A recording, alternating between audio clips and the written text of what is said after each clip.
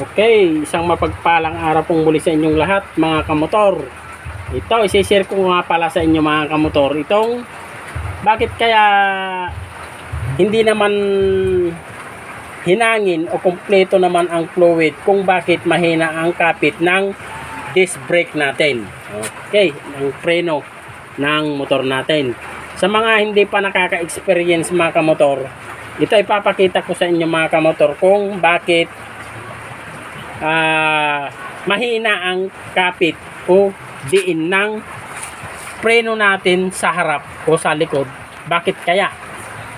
Ito mga kamotor, bago tayo magpatuloy sa mga ngayon lang po napadpad sa ating channel, ay huwag po ninyong kalimutang i-subscribe please po at i-share ang ating video para naman makita at matutunan o mapanood naman po ng iba, para naman hindi na po sila pupunta sa shop na para gumastos pa at para naman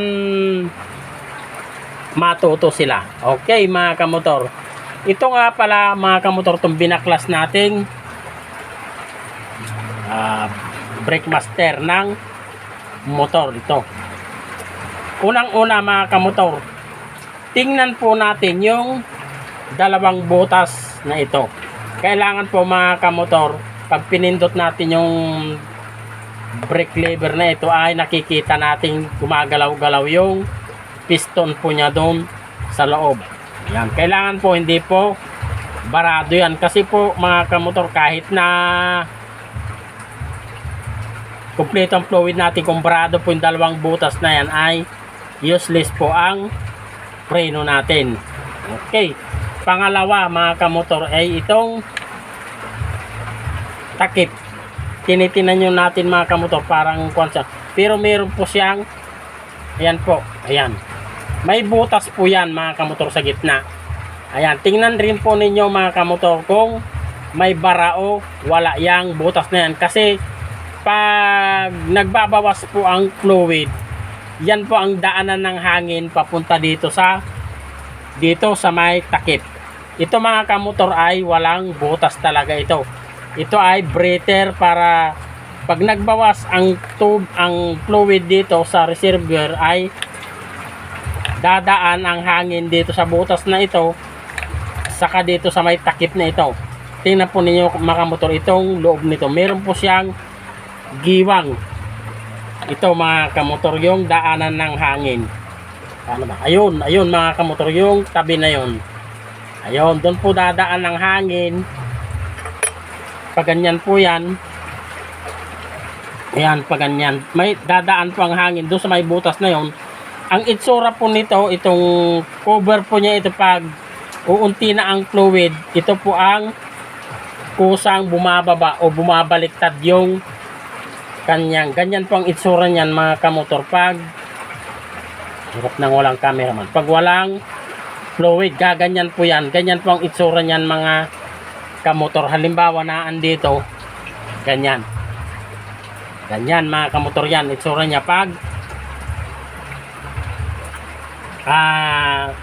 numinipis yung ating brake pad.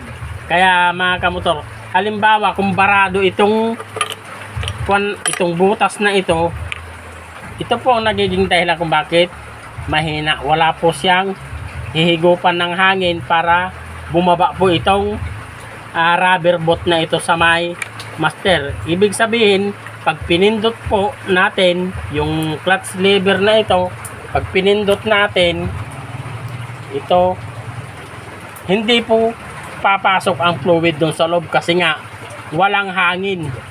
Hihigupin din lang nito itong pinakang diaphragm po niya, ito hihigupin din lang niya yung fluid na kanyang ibinuga doon sa may flexible hose papunta doon sa may wheel cylinder natin, sa may disc brake sa harap. Kaya napaka inam po mga kamotor, halimbawa bago tayo pumunta ng shop, check upin na po natin tong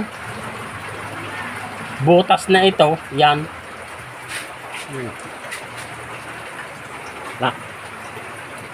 hindi makita. Ayun mga kamotor, yung butas na yun.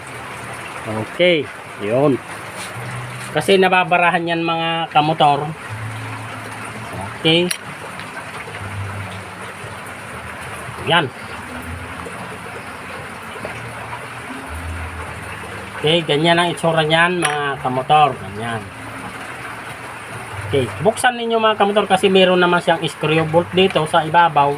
Buksan ninyo mga kamotor, check upin lang ninyo para naman hindi na kayo magastusan pa na punta sa shop kasi nilinisin lang naman nila yan mga kamotor tapos ibabalik. Kung kayo na po ang gagawa mga kamotor, mas mainam kasi may experience pa ninyo ang paggawa ng ganito. Pero kung may budget naman kayo at ayaw nyong maabala, okay rin naman kamotor, ipunta na ninyo doon sa shop, lalo na doon sa hindi sanay mga likot o maggawa-gawa ng mga motor nila. Okay, ipunta na lang po ninyo doon sa shop. Pero kung gusto po ninyong matuto, okay, baklasin po ninyo ng ganito para naman makita ninyo yung dahilan ng kung bakit mahina ang diin ng inyong preno.